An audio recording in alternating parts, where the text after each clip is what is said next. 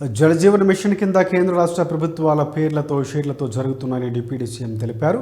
ఇప్పటికే 10,000 కోట్ల రూపాయల పనులు ప్రారంభమయ్యాయని వెల్లడించారు పవన్.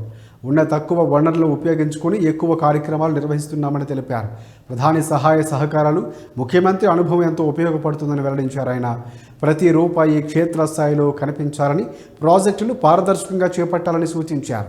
క్షేత్రస్థాయిలో ఉదాసీనత ఉంటుందన్నారు డిప్యూటీ సీఎం పవన్ కళ్యాణ్.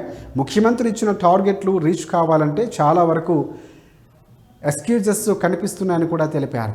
ముఖ్యమంత్రి తాను అకౌంటబిలిటీ ఫిక్స్ చేసుకున్నామని, అందుకే క్షేత్రస్థాయిలో ఫలితాలు రావాలని కోరుతున్నామంటూ డిప్యూటీ సీఎం పవన్ కళ్యాణ్ పేర్కొన్నారు.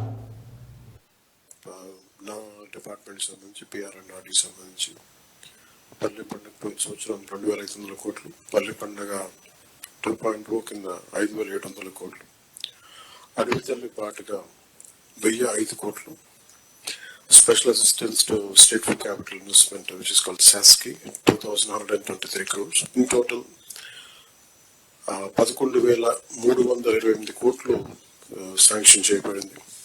అలాగే జల్ జీవన్ మిషన్ పథకానికి సెంట్రల్ అండ్ స్టేట్ షేర్ కింద మొత్తం 8,000 కోట్లు మొబిలైజ్ జరుగుతోంది. అందులో ఇప్పటికే దాదాపు 10,000 కోట్ల పనులు ప్రారంభమైనవి. అలాగే ఫారెస్ట్ డిపార్ట్మెంట్కి సంబంధించి 200 కోట్లు నగర వనాలు, క్యాంపా ఫండ్స్ ద్వారా ఇవన్నీ ఉన్నాయి. డిస్పైట్ ఉన్న ఆర్థిక పరిమితులన్నింటినీ దాటి గవర్నమెంట్ చాలా ఉన్న తక్కువ రిసోర్సెస్ తోటి కీ డెవలప్మెంట్ ప్రోగ్రామ్స్ని ఇంప్లిమెంట్ చేయడానికి చాలా కట్టుబడి ఉన్నాం.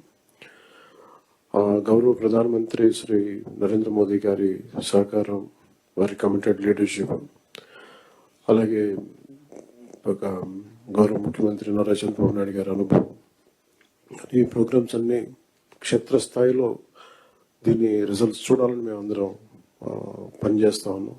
మా అందరం కూడా కలిసి పనిచేయాల్సిన అవసరం ఉంది. This appointment and commitment must be clearly understood by the administration. When funds are arranged with such difficulty and responsibility, there can be no excuse for failure in implementation. Every rupee must be translated into visible outcomes on the ground. Officers at all levels must ensure that funds are made available and projects should be executed efficiently, transparently and within timelines without any delay.